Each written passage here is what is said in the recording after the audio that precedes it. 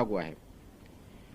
त्याचप्रमाणे शाळेच्या आवारात आणि शाळेच्या आउटस्कर्ट म्हणजे भिंतीपासून, ज्याला आउटर साइड ज्याला म्हणतो, त्यापासून 50 मीटरपर्यंत, ज्याला HFSS अन्नपदार्थ म्हणतो, त्याची विक्री, जाहिरात, विपणन, मोफत वितरणास प्रतिबंध घातलेला आहे. I repeat, and this is very important issue.